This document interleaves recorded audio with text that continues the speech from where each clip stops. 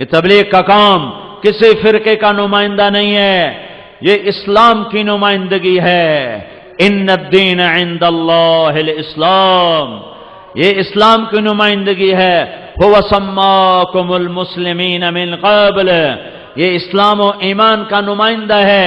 ان المسلمین والمسلمات والمؤمنین والمؤمنات، یہ ایمان کا پیغام ہے، یہ اسلام کا پیغام ہے، اور یہ سارے میرے نبی پاک کی دین کا کی محنت اور میرے نبی کے دین کا خلاصہ دو باتیں، ایک بندگی عبادت نماز سر فہرست، کوئی مرد عورت کوئی چھوٹا بڑا بے نمازی نہ رہے، دوڑو اذان پر اللہ کی طرف، دوڑو اذان پر اللہ کی طرف۔ اور دوسرا جز ہے اللہ کے بندوں سے حسن اخلاق، اللہ کے بندوں سے حسن سلوک، اللہ کے بندوں سے پیار و محبت، معاف کرنے کی فضا بناؤ۔ بیوی خامند کو مقام دے، خامند بیوی کو مقام دے۔ میرے نبی نے فرمایا بہترین مسلمان وہ ہے جو بیوی سے اچھا سلوک کرے، اور میرے نبی نے فرمایا میری شریعت میں سجدہ ہوتا تو میں بیوی سے کہتا خامند کو سجدہ کرے۔ ماں باپ کو مقام دو، میرے نبی نے فرمایا ماں باپ کو صرف صبح ایک نظر دیکھ لو تو شام تک جنت کے 2 دروازے تمہارے لیے کھول دیے جاتے ہیں، شام تک 2 دروازے تمہارے لیے کھل گئے۔ شام کو دیکھو صبح تک کھل گئے۔ میرے نبی نے فرمایا جس کو اللہ نے 2 بیٹیاں دیں، 3 بیٹیاں دیں، اس نے ان کی شادی کی، وہ جنت میں میرا ساتھی۔ ایک شخص نے کہا یا رسول اللہ 3 نہ ہوں 2 ہوں تو پھر؟ آپ نے جس نے 2 کو رخصت کیا وہ جنت میں میرا ساتھی۔ ایک نے کہا یا رسول اللہ یہ ہوئے ایک کو دوئی دی امید بھی نہ ہوئے تو مڑکی کریے۔ تو آپ نے کہا جس نے ایک کو اٹھایا، جس نے ایک کے ہاتھ پیلے کیے وہ جنت میں میرا ساتھی۔ میرے نبی نے فرمایا جس کو اللہ نے 2 بہنیں دیں اس نے بہنوں کا حق دیا۔ ہمارے ماحول میں خاص طور پر ذمہ داروں میں، مجھے تاجروں کا نہیں پتہ، بیٹیوں کو باپ کی وراثت میں سے بھائی حصہ نہیں دیتے، پٹواریوں سے مل ملا کے اپنے انعام کرا لیتے ہیں، یا بہنوں کو مجبور کر کے ان سے زبردستی انگوٹھے لگوا کے اپنے نام کرواتے ہیں۔ کوئی قسمت کی ماری بھائیوں سے حصہ مانگ لے تو کہتے بڑی بے غیرت ہے، زمینہ مانگ دیے۔ بے غیرت تو خود ہے جو رب کے قرآن کو للکار گیا۔ جس چھاتی کا دودھ بیٹے نے پیا اسی چھاتی کا دودھ بیٹی نے پیا، جس گود میں بچہ پروان چڑھا اسی گود میں بچی پروان چڑھی۔ پر یہ ظلم و ستم ہے ہمارے معاشرے کا کہ بہنوں کو حصہ نہیں دیا جاتا، بہنوں کا حصہ زبردستی لے لیا جاتا ہے، یہ ہندو رسم ہے۔ میرے نبی نے فرمایا جس کو رب نے 2 بہنیں دیں اور اس نے ان کا حق ادا کیا اور ان کی شادی کی اور شادی کے بعد بھی ان کے سر پہ ہاتھ رکھا تو اس پہ جنت واجب ہو گئی۔ بہنوں کو حصہ دو ورنہ رزق حرام ہو جاتا ہے۔ میں رائمنڈ پڑھتا تھا، میں نے دینی تعلیم رائمنڈ میں حاصل کی۔ میرے استاد ہیں قرآن کی تفسیر کی مولانا جمشید علی صاحب۔ میں اپنے گھر سے اپنے باغ میں سے شہد اتروایا اور ایک بوتل لے کر گیا ان کی خدمت میں۔ 1977 کی بات، 77-78، 10 روپے دی بوتل آ جاوے شہد۔ میں نے کہا حضرت میں آپ کے لیے شہد لایا ہوں۔ فرمایا کہاں سے لائے ہو؟ میں نے کہا جی میرے اپنے باغ کا ہے۔ تو میرے استاد مجھ سے فرماتے ہیں تیرے باپ نے اپنی بہنوں کو زمین میں سے حصہ دیا تھا؟ ایک بوتل شہد ہے، تحقیق کتنی ہو رہی ہے؟ بہنوں کو حصہ دیا تھا؟ وہ یہ بھی تو کہہ سکتے تھے ماشاءاللہ جزاک اللہ، تھوڑی مسیتاں جو اعلان نہیں ہوندے پہ ماشاءاللہ جزاک اللہ، 5 روپے دے گیا، 10 روپے دے گیا، ماشاءاللہ جزاک اللہ، باہیں کسی دے گلے چو بھانتے لے کے دے گیا، سو ہم تو دے گیا ماشاءاللہ جزاک اللہ، ماشاءاللہ جزاک اللہ، آمن دیو آمن دیو۔ جس نے اللہ کو جان دینی ہوتی اس کے انداز اور ہیں۔ مجھ سے فرماتے ہیں تیرے باپ نے بہنوں کو زمین میں سے حصہ دیا تھا؟ میں کہا جی اللہ کا لاکھ لاکھ شکر ہے میرے پیو دی بہن ہی کوئی نہ آئی۔ جو ہوندی تو کداں دیندا ہے. صرف 2 بھائی تھے بس، بہن ہے ہی کوئی. ساڈی بڑی موج، حلال ہے. تو پھر فرمانے لگے اچھا یہ بتا تیرے دادا نے اپنی بہنوں کو زمین میں سے دیا تھا؟ میں کہ میرے جمنے تو پہلے دے سوال تھا، مینوں نہ کرو، مینوں کیا پتا، میں تو دادے نو ویکھیا ہی کوئی. تو پھر ہنس پڑے. پھر فرمایا اچھا رکھ دو. جس نے اللہ کو جان دینی ہوتی ہے وہ اپنے اندر لقمہ لے جانے سے پہلے اتنے خیال کرتا ہے کہ بہنوں کو حق دینا کتنا ضروری ہے، کہ اگر چونکہ یہ تو ابھی وارث نہیں ہے، ابھی تو اس کا باپ زندہ ہے، اگر اس کے باپ نے، باغ تو اس کے باپ کا ہے، اگر اس کے باپ نے اپنی بہنوں کو زمین کا حصہ نہیں دیا تھا تو پھر یہ شہد حرام ہے، اس لیے یہ میرے پیٹ میں نہیں جا سکتا. تو میرے بھائیو بہت بڑا مجمع ہے، حالانکہ میں بہت تھکا ہوا تھا، سر درد سے صبح سے میں چل رہا ہوں، لیکن میں نے اس سے خیانت سمجھا کہ میں اپنی جان بچانے کے لیے بات تھوڑی کر کے اپنی جان بچا کے چلا جاؤں. میں نے کوشش کی ہے کہ دین کے جتنے ضروری پہلو ہیں میں آپ کے سامنے بیان کر دوں. پورا دین کون 3 گھنٹے میں بیان کر سکتا ہے، لیکن وہ بنیادی چیزیں جن کو اپنانے سے نجات ہو جائے گی انشاءاللہ، وہ میں نے کوشش کی ہے میں آپ کے سامنے پیش کر دوں. میرے منہ سے کوئی ایسا جملہ نکل گیا ہو، میں بولنے والا انسان ہوں، فرشتہ نہیں ہوں، روز بیان ہوتا ہے، کوئی ایسا بول نکلا ہو جس سے کسی بھائی کی دل آزاری ہوئی ہو، مجھے اللہ کے لیے معاف کر دے. میں دل خراشی کے لیے نہیں بیٹھا ممبر رسول پر. ممبر رسول دل نوازی کے لیے ہے، دل خراشی کے لیے نہیں ہے، یہ گرجنے برسنے کے لیے نہیں ہے، یہ محبت کے پھول برسانے کے لیے ہے. لیکن آخر بولنے والا انسان ہے، کوئی ایسا بول نکل گیا ہو جس سے میرے کسی بھائی کو تکلیف پہنچی ہو تو اللہ کے لیے معاف کرے.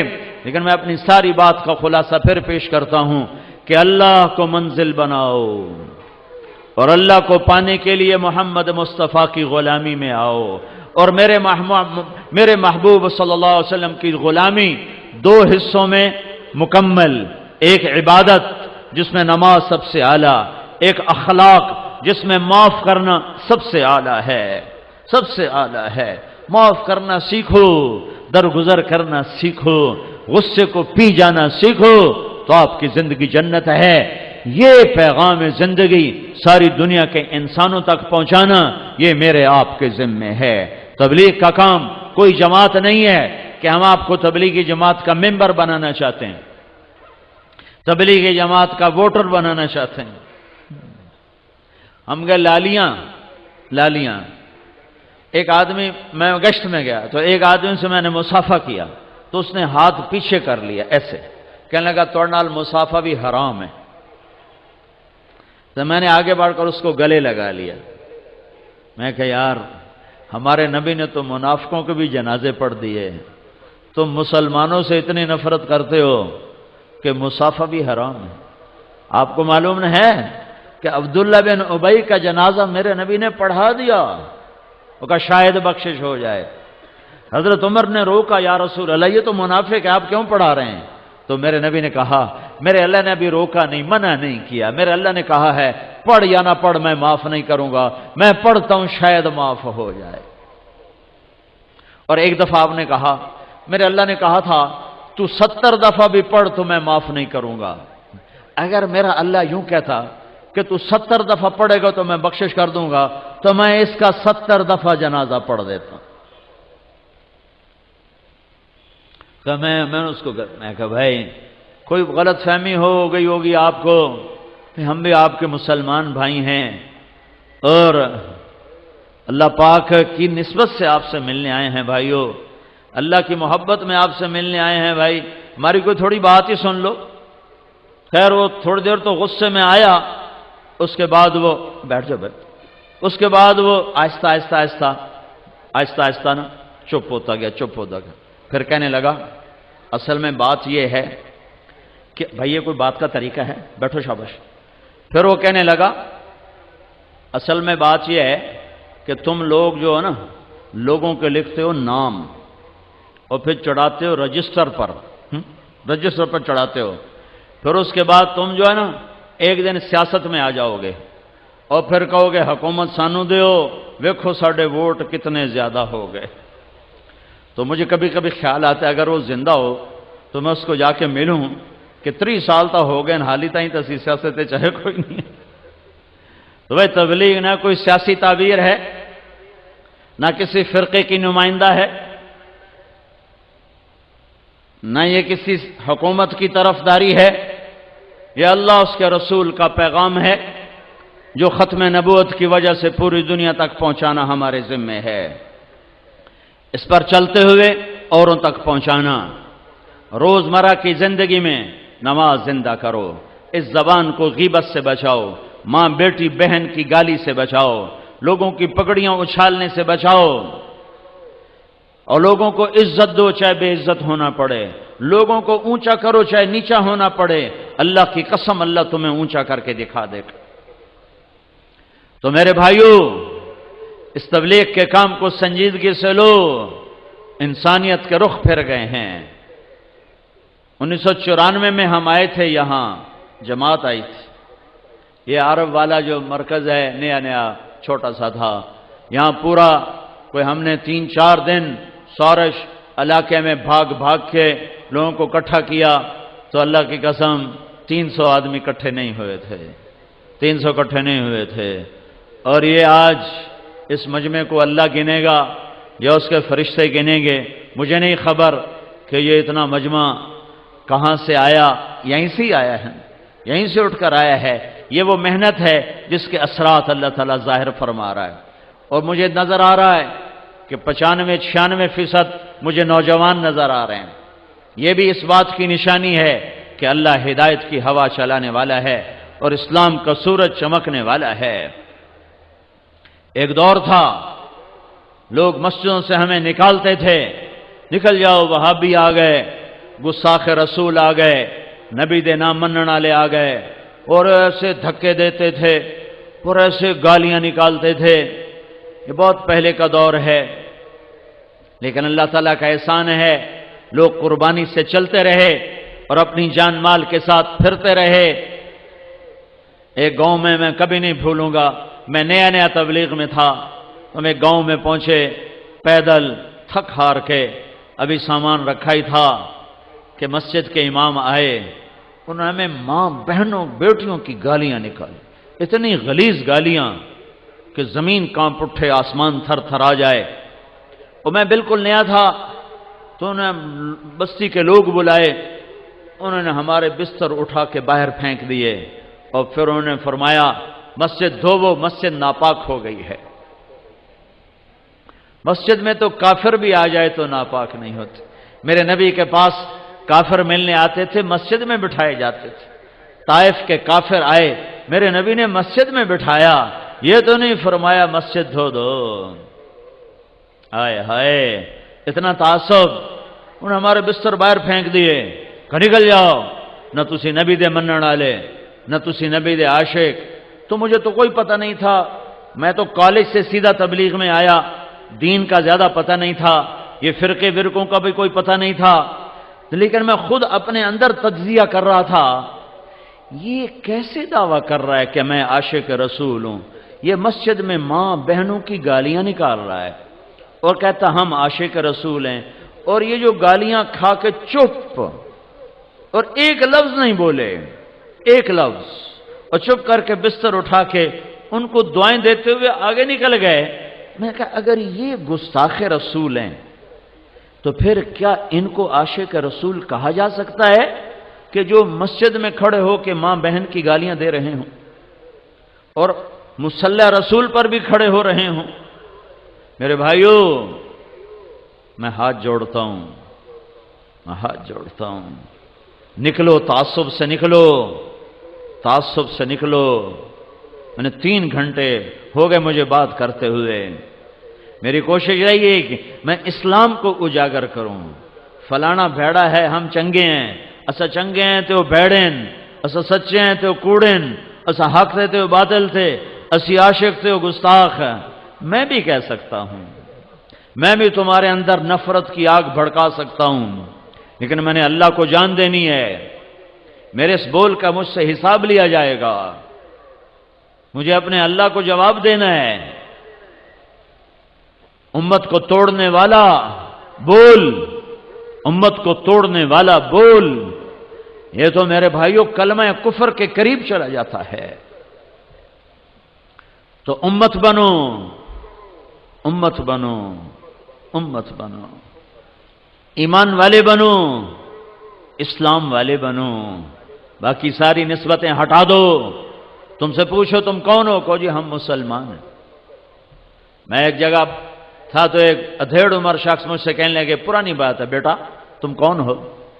تو اس نے چند فرقوں کے نام لیے، یہ ہو وہ ہو وہ ہو۔ میں نے کہا نہیں چاچا میں مسلمان ہوں۔ وہ اس کو ایک کرنٹ لگا، وہ کہنے لگا بیٹا میری اتنی عمر گزر گئی میں نے یہ جواب کسی سے نہیں سنا، تم نے یہ کہاں سے سیکھا ہے؟ میں نے کہا میں نے یہ تبلیغی جماعت میں سیکھا ہے۔ وہ ہمیں سکھاتے ہیں کہ ہم مسلمان ہیں اور ایک دوسرے کی قدر کرنا ہم پر فرض ہے، رائے کا اختلاف برداشت کرنا ہم پہ فرض ہے۔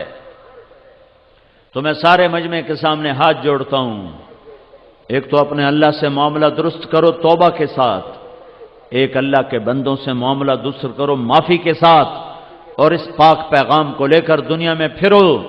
دنیا اللہ کے فضل سے آ چکی ہے ہدایت کے کنارے پر، اسلام کے کنارے پر، اور ہوا چلنے والی ہے۔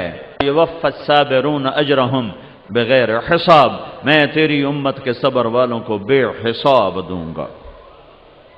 کوئی ضرب تقسیم کوئی، عارف والے میں جو عورت جو مرد تیری امت کا صبر کا دامن پکڑ گیا، بے صبرا نہ ہوا تو وعدہ تیری تو فیل، بے حساب، بے حساب، بے حساب، کوئی حساب نہیں ہے۔